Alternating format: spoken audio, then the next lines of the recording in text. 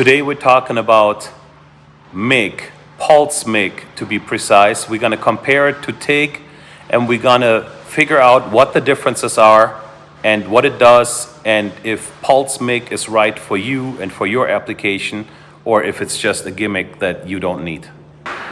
First of all, let's talk about the difference in Pulse Tig and Pulse MIG.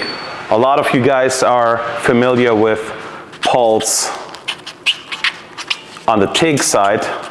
On the TIG side, if you set your machine, for example, to 150 amps, that's your peak pulse. Now you do a percentage off of that for your background, maybe 30%. So then your background would be at 50 amps. Then you pick a pulse on time, let's say also 30%. So, and you pick a frequency, here for simplicity, 1 hertz. So if this is your TIG arc, then you have 150 amps for 30% of the time, and then you have 50 amps for 2/3 of the time. And then the same thing happens again. 150 amps for 1/3 of the time, and 50 amps for 2/3 of the time. And from here to here, this is 1 full cycle, 1 hertz. If you have 1 pulse per second, then that's how it is. If you have 30 pulses per second, then you count 30 of those for 1 second. So this will reduce your overall heat input. So on Pulse MIG, things work a little bit different. Let's talk about who can pulse MIG and when you can pulse MIG. In order to pulse MIG, it needs to be a spray arc. It always needs to be a spray arc. It can't be any short circuit or bacon frying sound.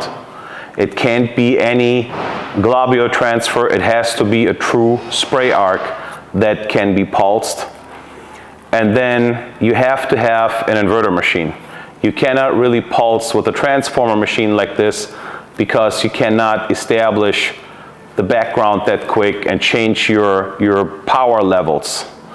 So if you want to do this on steel, for example, a spray arc in steel is typically only like a flat position, like a 1G or 1F weld. It can only be done in a flat position. A lot of hydraulic shops use this to create leak-tight hydraulic cylinder bases.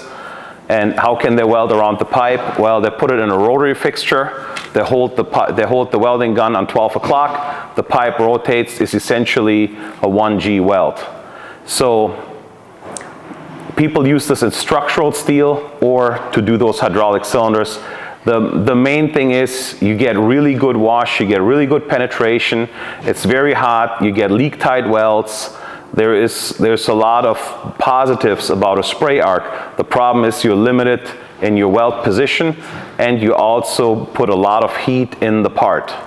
So what Pulse does is it cools that spray arc down a little bit, where now you can run it out of position, or you can even fill some gaps, and you can weld materials that are thinner than. If you do a MIG spray arc, it depends what wire you use and what your settings are. Typically 1/4 inch and up, just as a rule of thumb, is your material thickness. If you want to weld pulsed spray, you can do this as thin as 1/16 of an inch. So the way how this works is when you pulse MIG weld, when you spray MIG weld, here's your nozzle, here's your contact tip, the wire comes out, and somewhere between the contact tip and the part, what happens is there's always a droplet forming at the end of the wire, and when that droplet is large enough, it gets thrown into the stream of droplets, and you get the spray arc spraying onto the material. So when you look at this, this is much like, picture it much like a water glass. If you have 1 glass of water in front of you,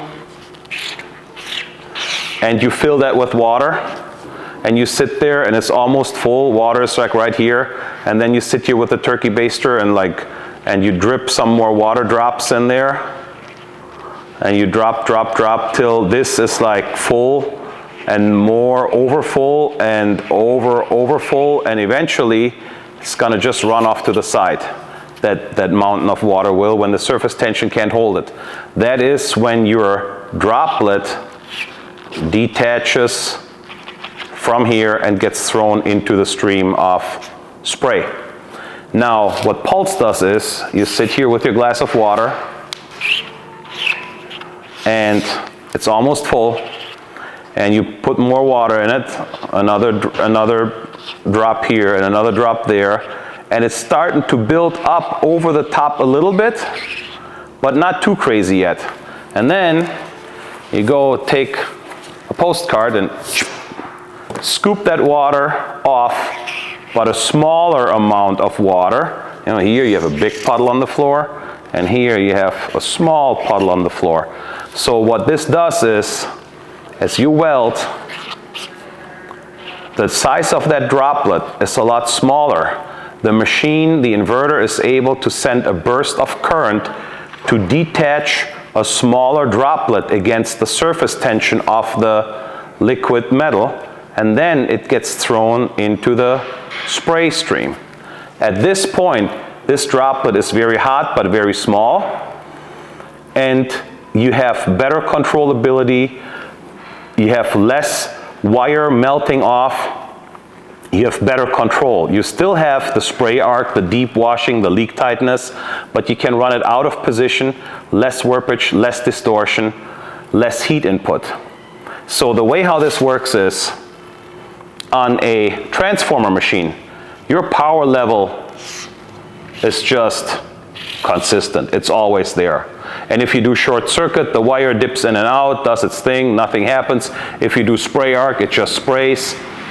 On an inverter type machine like this, you have a peak pulse that pinches the droplet off. You know, when the postcard comes, shoves it off. Then you have a tail of a pulse, which looks anywhere from like this to like that. It depends on the machine. It depends on the metal. There's some proprietary engineering going on. This tail of the pulse, this peak pulse pinches a droplet off.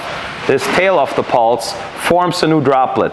Then you have a period of rest where the jiggling, the droplet sits there normally and jiggles. It gets stabilized, and once it's stabilized, a new peak pulse comes, chops it back off, and the whole process repeats from there. So this is the way how the Pulse MIG works. So now back to the TIG. You can pick a bunch of settings. You pick peak pulse amps, you pick background, you pick pulse duty or pulse on time, and you can select all these settings yourself. Why can you do this? Because this is just heat you're dealing with. Here you have moving parts. The way how this works is there is proprietary tables that are programmed into the machine according to wire type, alloy diameter, wire feed rate, and typically what happens is the pulse frequency goes up as your inches per minute, your wire feed speed increases. So as your wire feed speed increases, the pulse frequency increases. And why is that? Because the size of this droplet is supposed to be consistent. Same size droplet every time. As the wire feeds out slow, the pulse frequency is slow, like a pop, pop, pop, pop, pop. As it increases, it goes bop, and then to just a tone. If the wire feeds really fast, it has to chop more droplets off faster to keep the same size droplet, to keep the consistency for the operator. So, as far as the background and the pulse on time, there is also proprietary charts that people spend a lot of time developing just the perfect profile based on the wire, based on the machine, based on the dynamics. If the manufacturer would give the operator the ability to pick all these settings by themselves, it would probably take them weeks, if not months, of research and development to figure all these out.